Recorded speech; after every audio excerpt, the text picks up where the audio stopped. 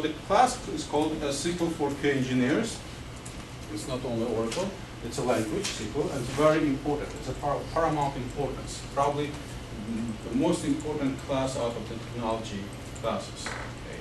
So nowadays, every company asks for SQL knowledge. Okay. You barely go to any company, they don't ask questions about SQL. You have to know it. Okay? Every company, doesn't matter how heavily they use databases, they require that knowledge. Okay? And if you don't know Oracle, if you don't know SQL or relational databases, probably half of the interview is done already. Okay, with negative results. Okay, if not the whole interview. It's very important, paramount importance. I could not recall any interview of any students who will not ask questions about SQL. You probably know it. If you know interviews, you know about that. Okay, so that's why you have to know, and you have to show the practical knowledge. Okay, not just theoretical. They may ask you to write SQL statements, and the speed you write it and correctness will tell immediately your knowledge. Okay, is visible, very highly visible interview actually. Okay, SQL stands for scarcely qualified as a language. No, this is joke. Okay, it stands for structured query language. Okay, it's a programming language, but it's not language for manipulating data. Okay, it's basically the language for databases. Okay, it's designed for working with the databases for retrieval, inserting data, manipulating data, and administrating the databases. Okay, so that's how we from start. Okay, so these are class objectives. We should understand how information is stored in a databases and retrieved using SQL. You should be able to execute SQL queries, which are called practical SQL. That will have practical knowledge. And you should learn SQL and database operations basics and terminology, because you should be able to operate this terminology and be able to answer interview questions. Okay, last but not least, it's very important. So what is a SQL?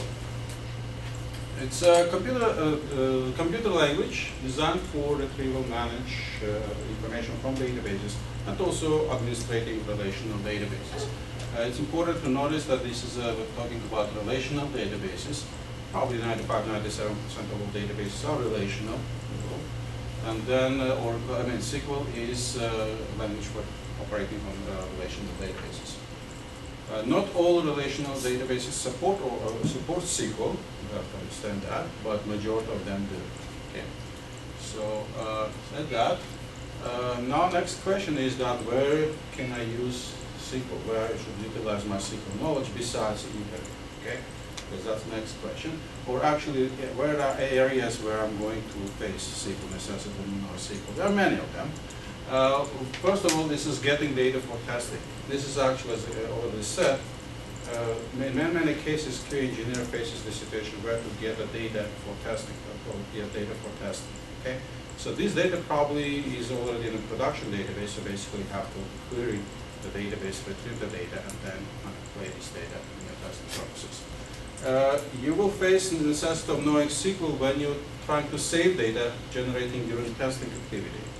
Most importantly, during automated testing. Okay, if you have a script which runs more or less regularly, and then you like to, these results will be automatically saved into the database. Okay, because database allows us to save the results and the results very easily.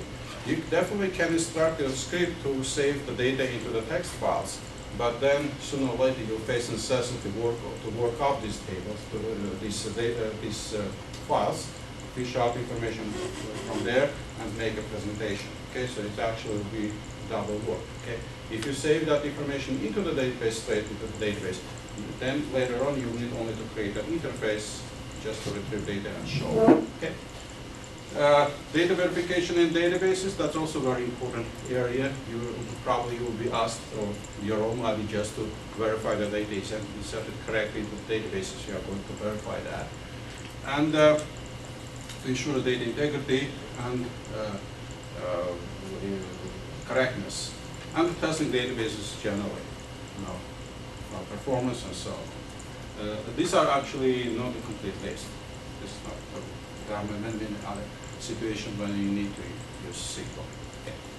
So in order to understand how SQL is operating, we are going to see how the databases are structured. and in order to understand how we can retrieve the data. So essentially, a building block for any relational database is a two-dimensional table, pretty much we used to see as an Excel spreadsheet. Okay? So Excel, by the way, is a database, okay? But most often we work with the Excel spreadsheet, not as a database, but as a spreadsheet.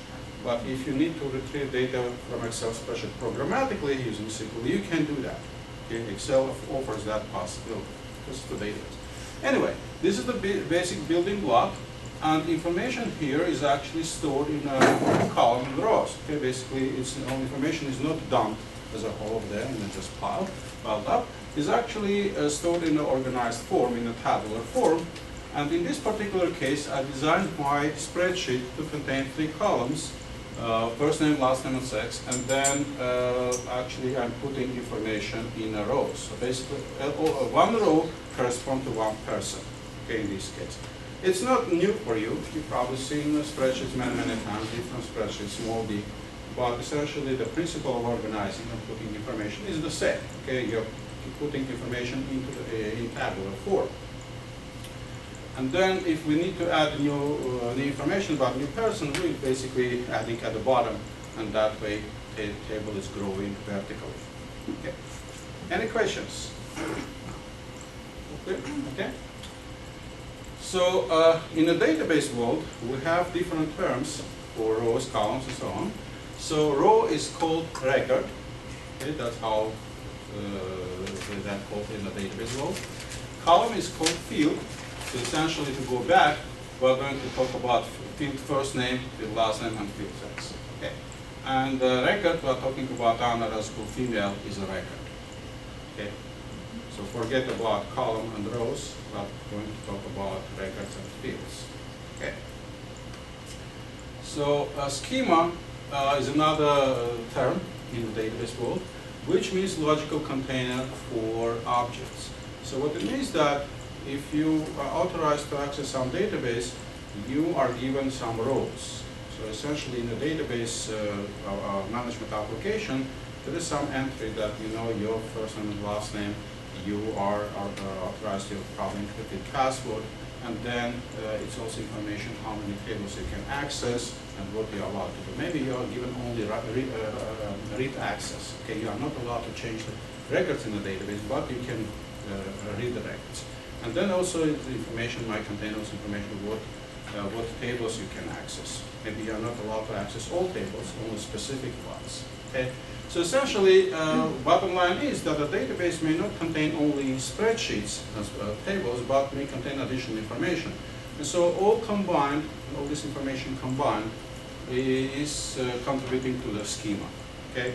You may create other objects, you may create functions, store procedures, triggers, and so on, indexes, which are not directly, they are not spreadsheets, they are other objects. That's why we say, you know, schema is a logical container for all these objects. Okay? Besides that, records are stored in a database with a specific order and not sorted. Okay, so it means that we have specific order for this record, and then we are going to add another person. We are going to add that person here, not somewhere in between Boris and Steve. Okay, so and then this information is not in a sorted form. Next question is why? Why is it so? Why information is not stored in the database in sorted form? Because if we store information in a sorted form, it will make life much easier, because it will allow very fast search. Like pretty much if you ever try to search a word in a dictionary, right?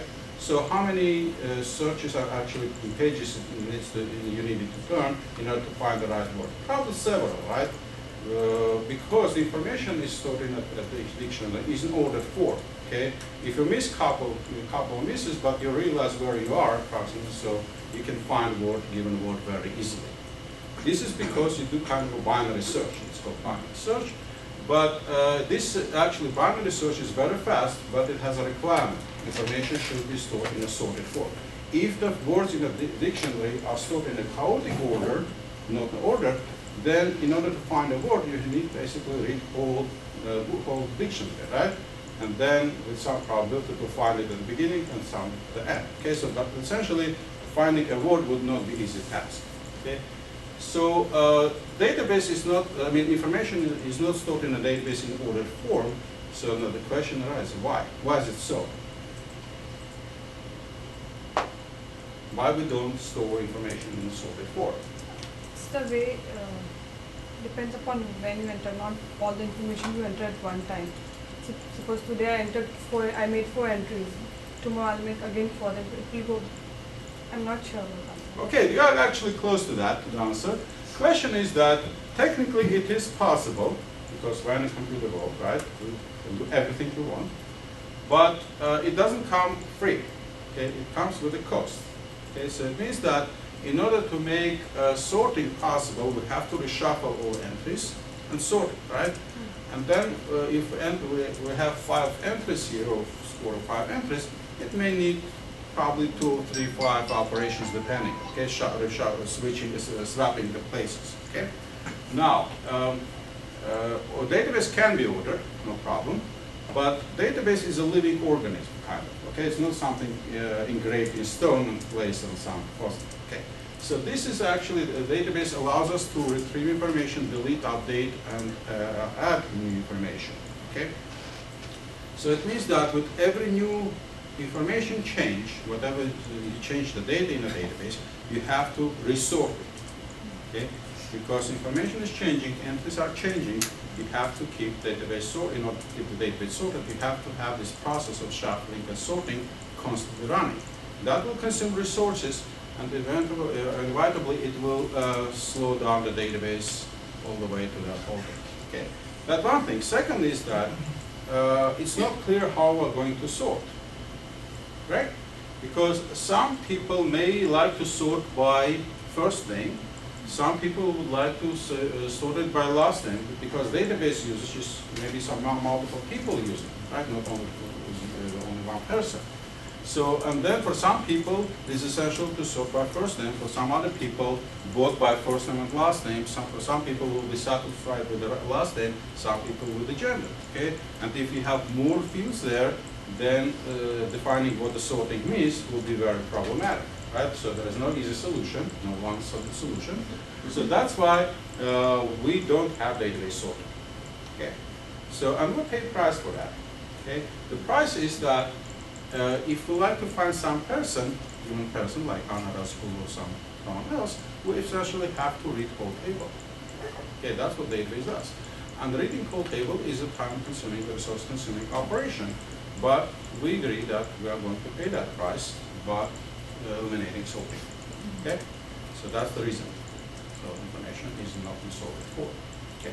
So it means that the search is relatively costly and relatively lengthy compared with the situation if you have information stored in a sorted form. Okay? Said that, these are terminology. And then next question which I'm going to ask you is that what happens if I add another person with the same values essentially to the table? For example, if I add another Razgul or another Boris Guric, okay, to this table. Is this a problem or it's not a problem? So, your opinion.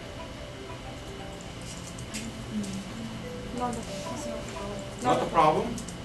Any other opinion? Maybe we give some different ID, something, so that we can identify that.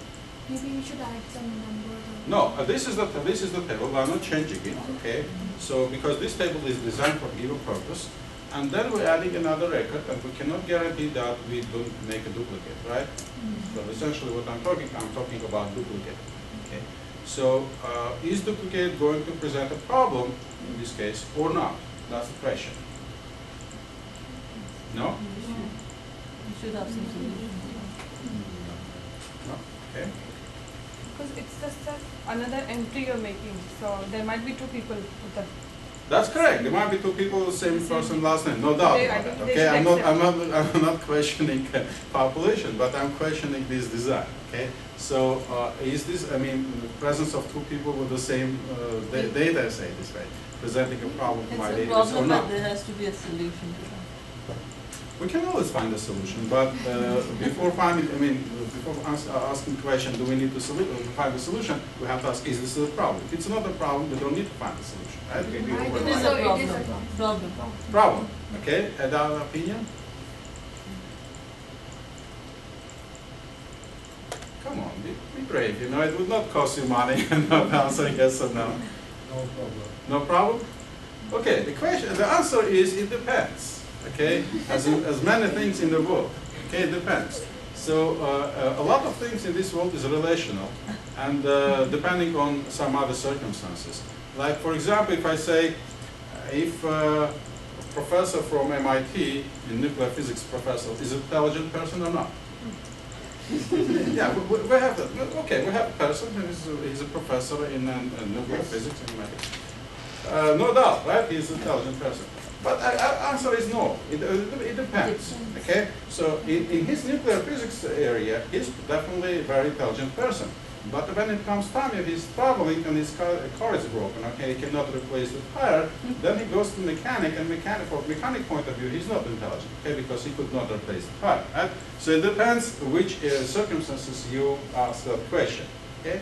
So and then when he needs to replace a tire, you cannot compare nuclear physics with a tire. It doesn't count. Okay, it's not relevant. So that's why always intelligence, database, whatever, always relevant in particular circumstances, in particular situation and environment. So coming back to the databases, I have to ask the question, what this table is designed for. Okay, you should always ask that question for yourself. Okay, you go and face a known database, you start a new company, and you face the company's database, you have to always ask the question, what this particular database or tables are designed for, what they're supposed to do. Okay?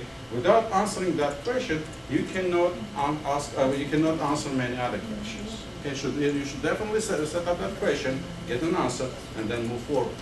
So going back to this table, if I ask the question what this table is for, and then if a designer saying, you know, this table is designed for calculating or counting number of tickets sold for a given event. For example, Pinpoint is coming here for just some football game, and we'll be essentially setting up this database to count number of people, number of tickets sold, so we avoid selling it to the middleman. Okay, we like to sell it to the real people. Okay, to avoid this, you know, speculation and so on. In this particular case, it doesn't matter if you have duplicates, because if you have 2 Anaras Gul or 5 Boris Gurich, it's important. The most important is that the tickets are sold to given people, okay, the real people. And in that case, if you have even duplicates, you are not interested in that. Most interesting is that if you actually correlate sold ticket to a particular person, and then you count how many tickets you sold, how many people you have in a table, and if the number correlates to each other, then you are okay, you're fine. Okay? In this particular case, database fulfills its role, and it's not a problem. Okay? On the other hand, if this table is designed to count people attending the college, and then you actually like to keep track of the students, then it's a problem. Because if some Anaras Gul, for example, might be making high grades, and she's very rigorous and very nice student, then we have another Anaras Gul who is actually skipping the lessons, classes, and dropping the grades. Then making a distinction between these two Anas will be very difficult. Okay, and then college may actually swap the grades and so on, which is actually very, very bad. So we have to make Anas and other people unique. For that reason, there is a problem here, and this design would not satisfy our goals. Okay, so you have to ask that question: what is the goal? And starting from there, you can answer that question: is this good design or not? Without knowing it, you could not answer that. Okay, so always ask that question: what this table is for? What this database is for? Okay. Okay, so what we need to do is just talking that considering that we are going to use this database table for college use, then I'm going to modify this. Basically, I'm going to alter this database, introducing another field. Okay, in this particular case, I introduce a field which I called ID, and then in this particular field, I'm going to insert some values which are unique. Okay, in the sense that I'm not going to have repetitive values here. These values should be unique. So in this particular case, I have incremental integers here, 1, 2, 3, 4, but that's not required. You may have strings, you may have hexadecimal numbers, you may have pictures, images, fingerprints, whatever. Most important, that should be unique. Like if you remember that if you go to the Notary Public, they have a book, right, which resembles the spreadsheet, and the last field is actually fingerprint section. So you put your fingerprint. That's a unique identifier. Okay, if they need to investigate that, they can always uniquely identify your records. Okay, so in this particular case, I use integers, but goal of this field is just to make records unique. So essentially, if I introduce another Anaras Guru, another Gurus Guru, another Sri Lakshmi, I'm going to have unique IDs. Because first Anaras Guru will have number 1, next Anaras Guru may have 151. Okay, so they're not going to be exactly the same person, and I would be able to distinguish between that. Okay. So what in database terminology, what I did, I actually introduced a unique field which is called primary key. Okay, so or abbreviated TK or ID.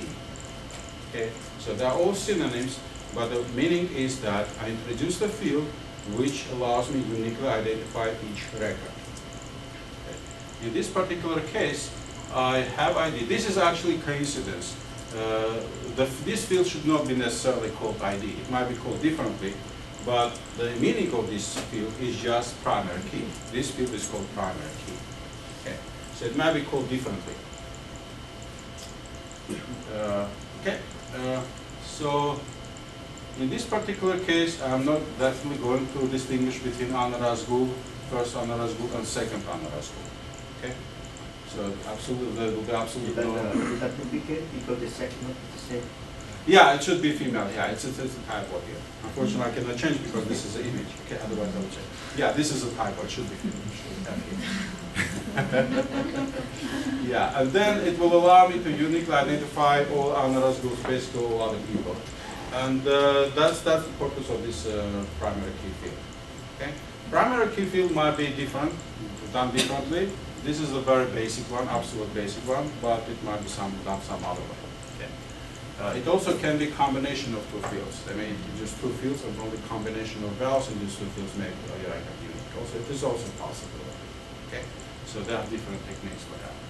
So what we did actually, we created two-dimensional table, which is a building block for any relational database. Okay. So database may contain multiple tables, may contain thousands of different tables, but each table is two-dimensional table. Okay, it's a kind of a basically a spreadsheet. To call it primitively, it's a spreadsheet with has two dimensions. It has fields and records. Okay, so every basic building blocks for any relational database is a two-dimensional table. That's what we did. And after that, the table may also go very complicated. The first thing which I did actually, I introduced primary key. But if I'm designing this table for college use, I also probably need to put some contact information. That might be address, phone number, and so on. And then I introduced this another field which I call phone. Okay, and I'm going to put phone information to that field. Any problem with this design?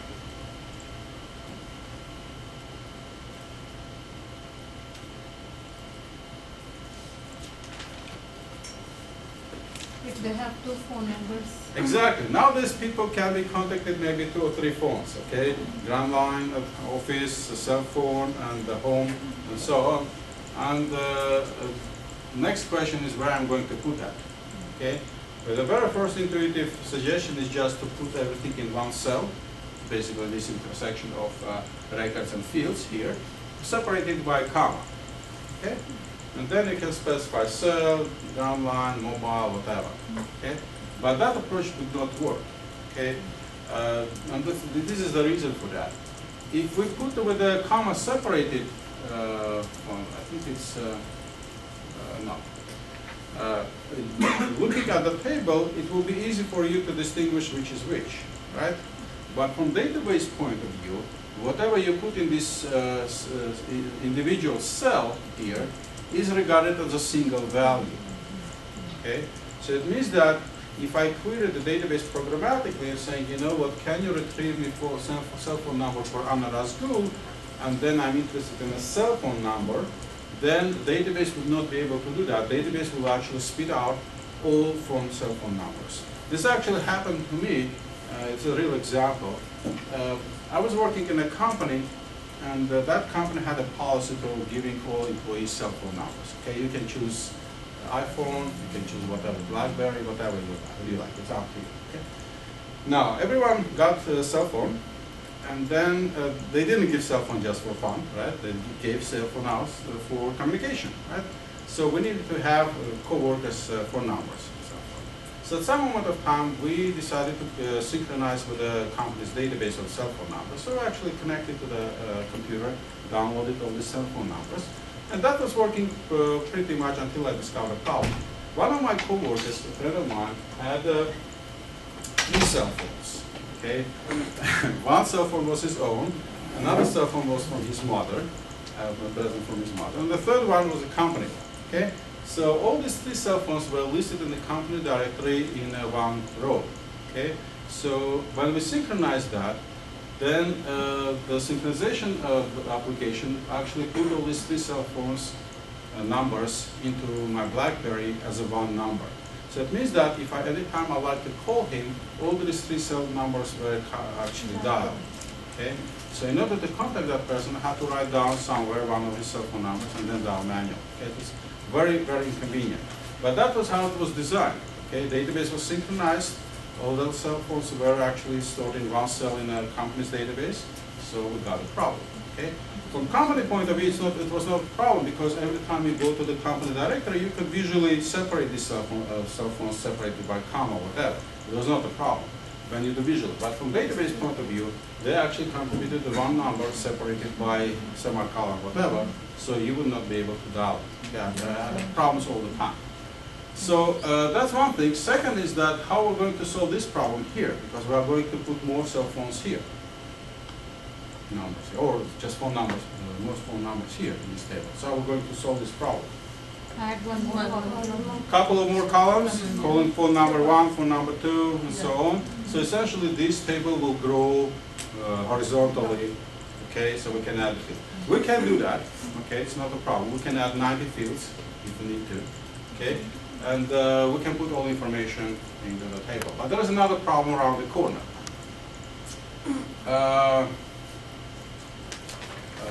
The problem is actually illustrated in the following example. Okay, not in my example, but this one. This is actually a database table from a bank. Okay, and bank is actually decides to keep information about the purchases into one table. So this table actually has following fields: first name, last name, credit card number, purchase date, purchase amount, and sales form. That's how they designed that. So every time a user makes a purchase, then the table grows. And you realize that many customers make purchases, then these tables will grow substantially until it becomes very big, and then performance of the table is actually declining. So they actually invited the BA to answer the question, what was the problem with this table, and how they can improve the performance, because that's very important. If a customer calls and waits 5 minutes to retrieve his data, it's not a very nice experience, right? So then if we analyze this table, we can do that too. We realize that we have redundant information stored here, right? The redundant information being this way, so first name and last name, okay? So we're repeating that, and then this will be a lot of repetitions with the credit card. This is not necessary because this credit card number is already linked to these people, right? There is no point of list the first name and last name as soon as you know the credit card number, right? So what we can do is actually we can strip off these 2 fields from this purchases table and move somewhere else, in some other table, okay? So essentially what I'm going to do, I'm going to create a table which I call customers, which will have first name, last name, and credit card number, okay? And in these purchases, I'm going to have credit card number, date, amount, and sales form, okay? So essentially, this credit card number field will be the same in both tables. Okay, it will have repetitive information, but I'm going actually to split this table. With other words, I'm going to debalance this table. Okay, I'm going actually to remove the load from this table and split it into different parts. In that case, I'm going actually to remove this information from these two fields, which actually enlightens the database table grade. Okay, that actually puts a lot of load off from this table. Okay, so that's the process is called debalancing, or actually more correctly, it's called normalization. Okay, you'll hear that term normalization, which essentially it's debalancing, reloading the, unloading the table. So it came, it's a political term. It's coined actually in 1970s. It's maybe not reflects the actual process which is going on, but that's how it was done. Okay, normalization was actually a very popular term in the 1970s. That's why they decided to use it in a database world. But the meaning of that normalization here is that debalancing, or actually rebalancing, and redesigning the tables so the load is evenly distributed. Okay. In that case, if you're looking at the purchases table, you're actually storing absolute minimum information in the purchases. And if you need to know who is actually making a purchase, first and last name, you can get this credit card number retrieved from the table, having that number at hand, go to another table and find out who's that person who made the purchase. Okay, that's how it works.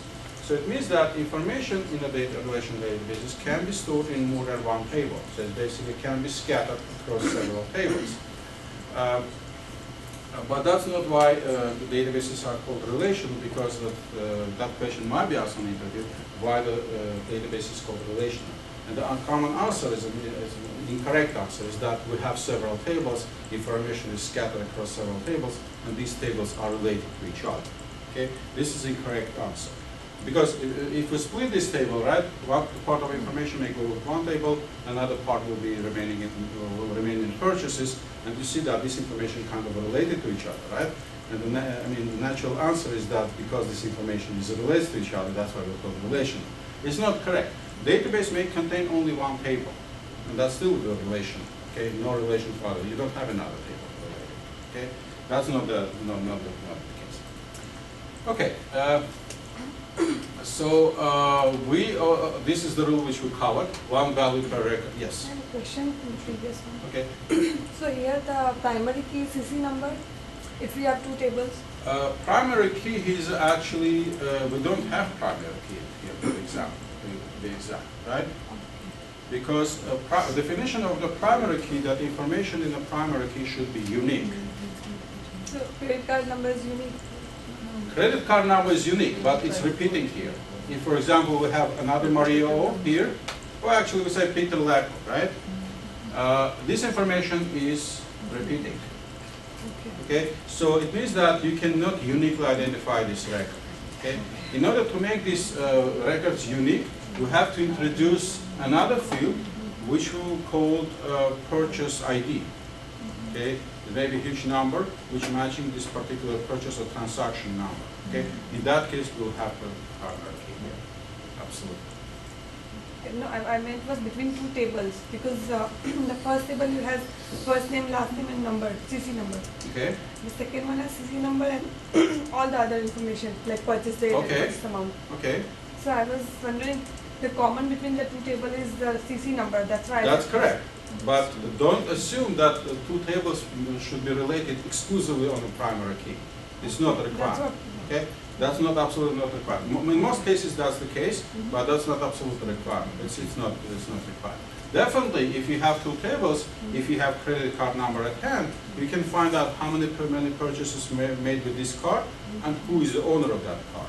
Okay, but nevertheless, we don't have primary key here. In this particular, in this table, we don't have it. Okay, if we actually, decide that combination of the credit card number and sales and date and time. Let's say, assuming that it's coming date and time. Okay, combination of these two can make a primary key. Okay, because that's unique. You cannot make purchase at the same time with the same second and two different ones. In that case, you can create a primary key. Say my primary key is combination of these two fields. You can do that. but the way it is designed, it's not here. Okay, and we don't. With other words, we don't have primary key.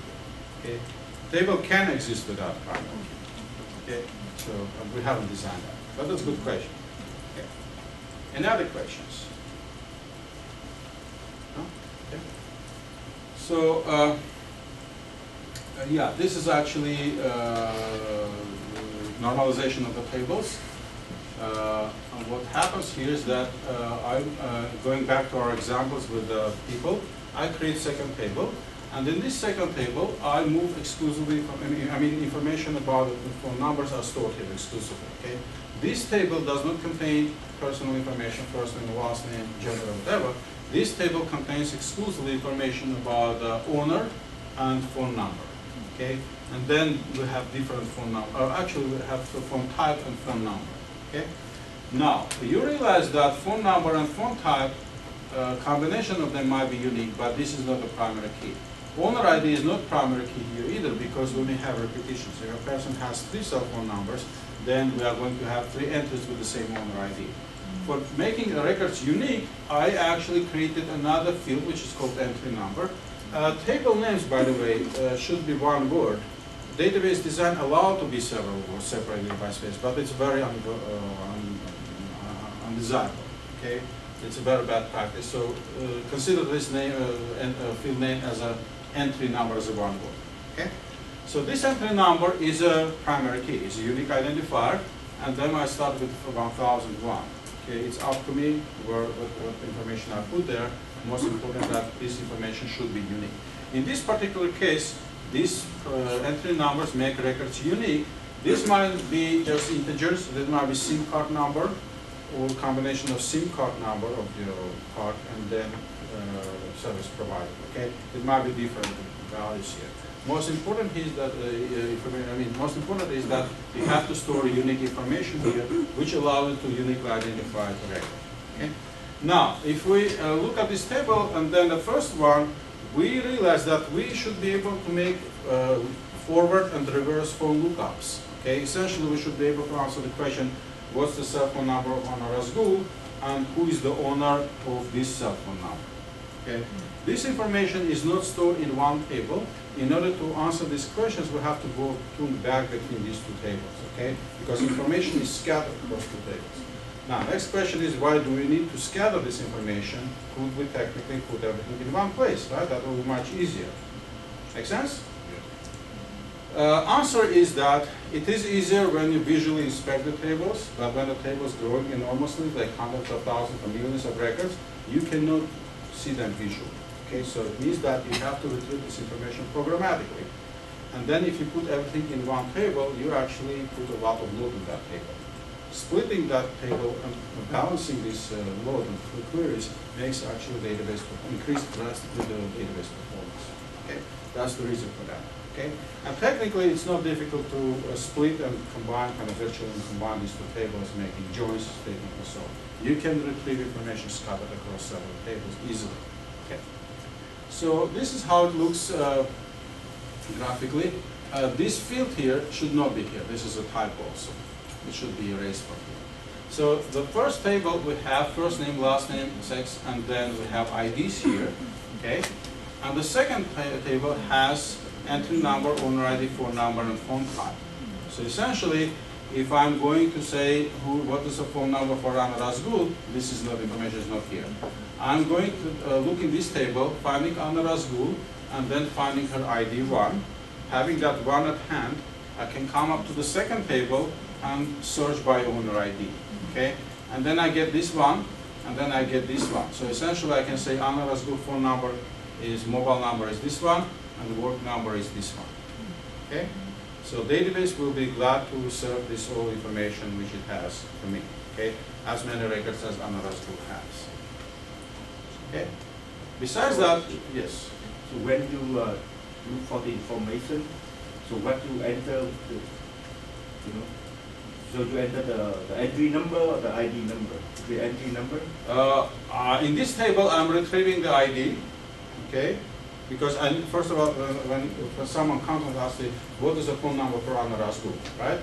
What I have to do, I have to go to the database because I don't remember that, right? So So I go to the first table and say, let's look for Anna Razgul, and maybe that will be not just a number, maybe her social security number or driver license, okay?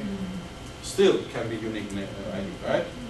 I find Anna Razgul and say, okay, Anna Razgul, this is her ID, employee ID, social security number, driver license.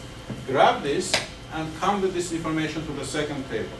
And the second table say, you know, retrieve me all phone numbers which has owner ID, this one. Okay? Database makes a search, and then it retrieves all information where owner ID is 1. Okay? It might be 0 records, if there's Anna Razgul doesn't have any phone number or the information is not there. It might be 1, it might be 2 or more, okay, depending how many entries I have. Okay? In some cases, if database is not updated, if you change the cell phone number and change the phone number, right, your database may keep your old cell phone numbers. You may say, you may have maybe say 5, 6 entries in the database, okay? Some of them are obsolete, okay? So, but anyway, database will retrieve all phone numbers which correspond to the given person. Okay, that's how it works. And we're going to see practically how it works. Okay, we'll be able to do that. Any other questions? All clear? Okay, in theory, right? So we're looking to the practical examples as well. Okay, so these two tables are related to each other, and you feel that relationship. And indeed, that relationship is kind of a coin. So what we have here, we have ID in this table, which is a unique identifier, right? So having this number, one number, corresponds to one person. We don't have one number to many persons and so on. This is a primary key here. These values, this is very important to know, these values are also occurring in this table. Okay, values, not the name. So, and this, I mean, these two tables are related to each other by virtue of these values, right? These values occurring in these tables and these tables. But the values are unique in this table, and they are not unique here. Because certain person may have several cell phone numbers or phone numbers, and that's why there will be several entries in this, several records. Make sense?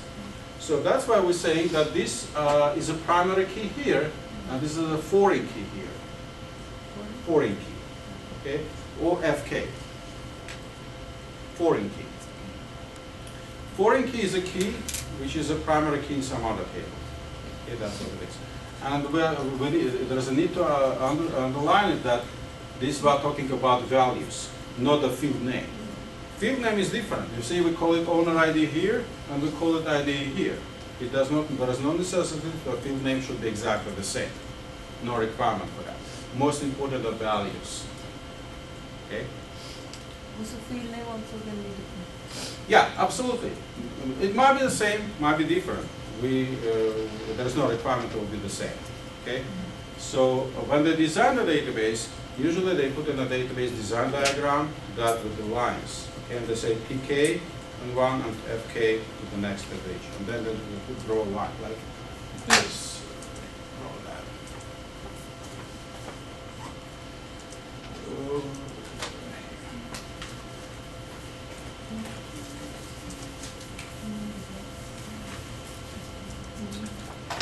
When I say, we're talking about the first table, which is people, okay? And then this people has owner ID, right? Which is a primary key here, PK, right? And we have other fields here. And we have another field, which is another database table, which is called phones. And phone has ID here, and has a field which is called entry number and owner ID.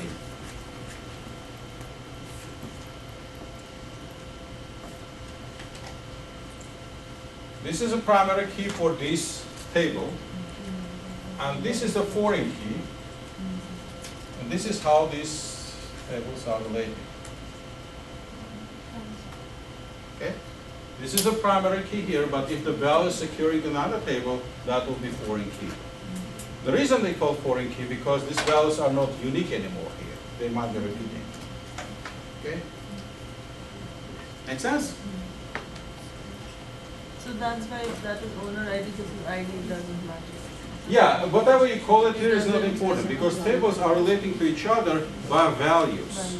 Values they store, essentially by design, okay? Not by the name of the table, name of the fields, okay? It might be completely different. Yes? Why do we add a new role for one person's another phone number instead of add a new field?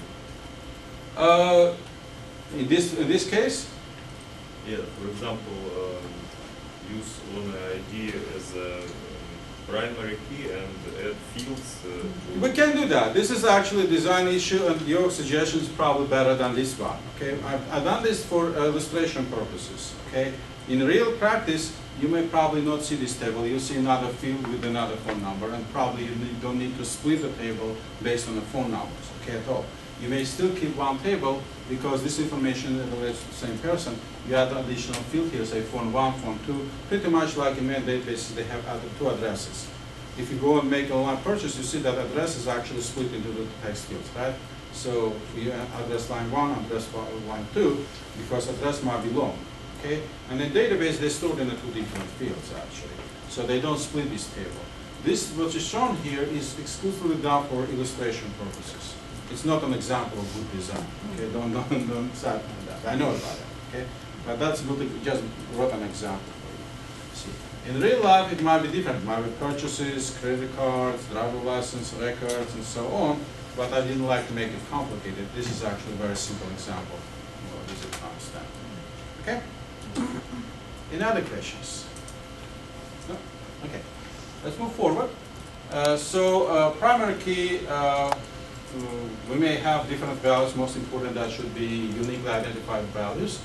And it's called ID, primary key, or PK. That's all synonyms. And then in many cases, in many databases, primary key in this country is a social security number, which is overused and overabused, I would say. Driver license ID if you are within the state. Or what else? Might be a combination of first name, last name, and mother's maiden name, right? So different options. We have different problems. So also in some databases, maybe they ask you different questions, and that will be combination. For example, your first car make, or your first school, first graduate school, whatever. And then the combination of first name, last name, and that school, then will be made the primary key. Okay. Last 4 digits is actually not. The reason is that they ask you the last 4 digits of your social security because on the front page when the clerk asks you that question, they don't see the whole social security number. All numbers are put with asterisks except the last 4 digits, okay? And it just basically verifies that. But in database, the whole social security is stored. It's not only shown to you as a whole, but it's stored as a whole number. Somebody asked me the first 4 digits from zip code. Zip code might be, but zip code cannot be unique number. First 4. First 4 of zip code? Yeah. That's very weird, but that cannot be unique of primary key. Combination of the first name, last name, and zip code might be. I doubt about that because if in your zip code will be another person, that will be not unique combination. Yeah, you have to think about it. Okay. But probability is probably very low. That will be exactly the same person with the same age, with the same zip code, has the same. Okay, that's I'm calling that number. Okay, very low. Might be. Okay, might be. We can also have ID or identifier or PK. They are all synonyms. Okay, it's just used interchangeably. Now, finding values, we can easily find the information, refish out information. And then if we actually searching by primary key in a database table, we are guaranteed that the number of records will be, if we're retrieving information from a given table and we're searching by primary key, how many records should I expect? 1. Or 0? Or 0. If the information is not there, so it's actually common to the very fundamental practice. Whenever you make a search, before pushing the enter key, before getting the results, you have to ask that question to you. How many records do you expect? Okay? You have to answer that question. You can write it down on a piece of paper. The reason is that it's very high probability that you can make a mistake. Okay, everyone makes a mistake, and then you can mistake in your query. Okay, the information which you retrieve from database. Now, if the number of records do not match your query, then you can catch that. It's an extra check. Okay, so that's actually very good practice. Okay, always expect, and it's not always you can answer the correct. I mean, give a correct number because you say, give me number of students in a particular school. You cannot envisage that, right? It may be say 100, maybe 2,000, right? In that case, you cannot answer that question. But in cases when you're searching primary key by social security number, either that person exists, or it will be only one value, or that person does not exist, that will be 0. But you cannot get 2. If you get 2, it means that there is a very big flaw in the database, social security database. Okay, so you should not get that. Okay. And here we'll discuss that we can do direct and reverse phone lookup. We can find people who have particular phone, okay, or you can find out phone number of particular person. So information actually can be searched this way or this way or reverse. So you can actually do forward and reverse lookup.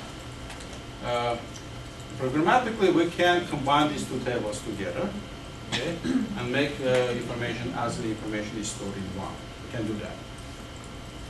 So for primary key and foreign key, we discussed that. There's no need to go deeper into this. And now we're going to do practical SQL. Okay, this was a theory, that was okay, but we should be able to do it practically. We should be able to retrieve information practically. So we decided to go with Oracle School because of the several advantages. Okay, Oracle gives you first possibility to get a free database and have a kind of a taste of the Oracle. It's a very powerful database. It's not a full-blown commercial version. It has some limitations. First is the size of the data you can put there. I think it's limited to 2 or 4 gigabytes. I don't remember exactly, but they have a limitation of that. And some extra features are not available. But basic features are practice at home, and I encourage you to do that. Okay, you have to. Because unless you reach that professional level, that you remember that, it's very easy to forget. Okay, if you don't practice within a month or 2, all knowledge will be evaporated. Or it's a matter of time. Second reason why we took Oracle is that Oracle comes with a sample database. Basically, it comes with some data, the data table populated with the data. You don't need to insert this data in order to play with that. It's not always the case. So if you don't like Oracle for some reason, you have other choices as well. You can install MySQL database from Microsoft. Go ahead and do that. You can download any version, and then you have to download the sample database as well. Okay. Sample databases have Adventure Star database. The old one is called the Northwind. Okay, that's the old one, don't do that.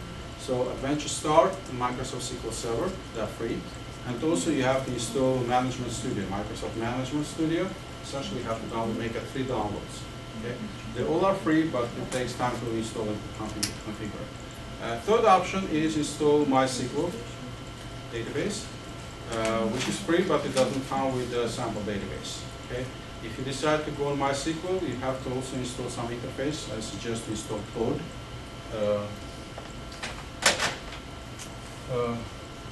Toad is an interface. It's widely used in the companies. Toad has also a version for Oracle. It's very powerful, and mostly it's used in companies. And the company is called Quest Software.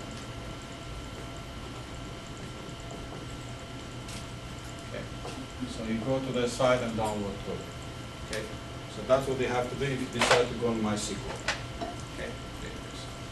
Naturally, you have access and other databases, but these are most popular and powerful ones. Okay. So we decided to go on Oracle because we don't need to install any interface applications, and we don't need to install any sample databases. Everything comes in one bundle. Okay, which is very easy.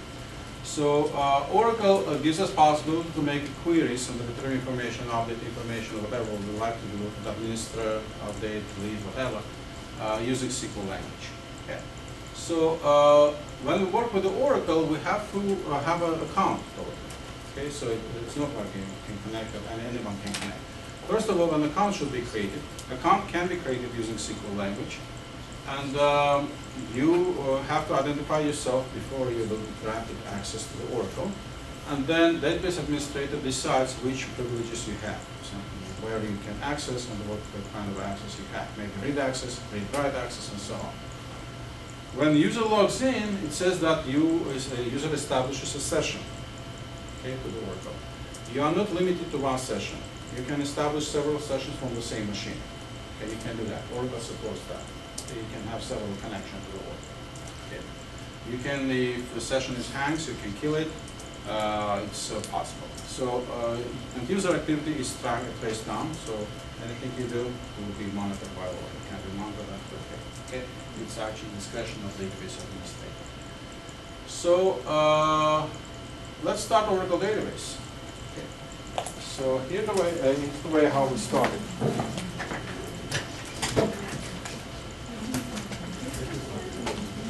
You go to the Start menu, and I have it in here, but if you don't see this icon here in the Start programs, you go to the All Programs, Oracle Database 10G Express Edition, and you have to select Database Home, go to the Database Home page. Okay?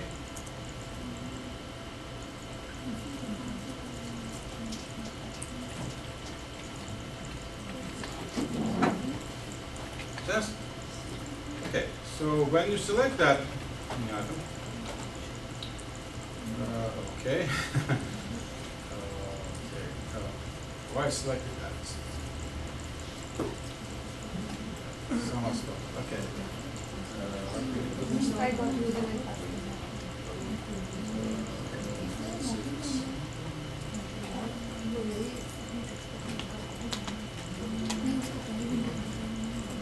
Okay, stop that. Successfully stop that. Okay. I have to stop it.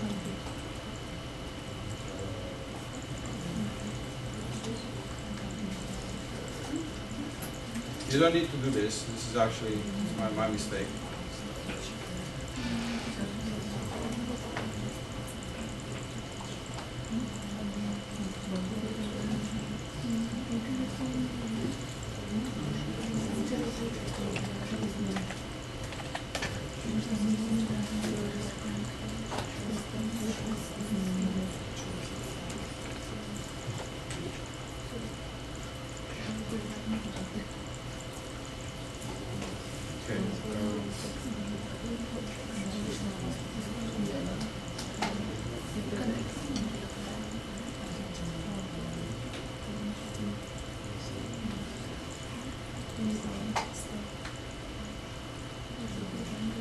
Okay, you should supposed to see this screen, and password is HR.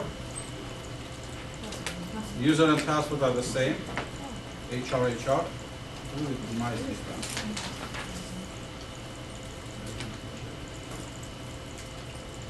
Okay.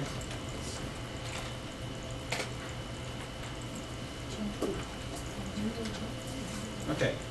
After successful login, you should see this screen. You want to see this page? Yep. Okay. This is basically the very basic page, the starting page. It's called Home here. This is a navigation bar. Whenever you are lost, feel lost, whatever, you can look at this navigation bar and find out where you are. This is a 5 basic areas. First of all is administration. You can create users, administrator database. We are not going to do that. If you install Oracle at home at the beginning, you have to administrate that because this Oracle database comes with the 2 users. One user is a DBA, is a system called system. Another user is HR, which we logged in. User HR is not enabled by default. Okay, you have to enable it. You have to log in administration, select the user HR, and enable him. Okay, so because he's not enabled by default, we enable the user HR here, but it's done manually. Second is that object browser, which allows us to find out what objects we have in a database. We also have SQL button here, which allows us to execute SQL statements. We have utilities for backing up, restoring database, getting some information. We're not going to use that. You can play it at home. And we have application builder, which allows us to create interfaces, create some kind of forms for work or whatever. If you're interested in that programming part, go ahead. But we don't have time for that.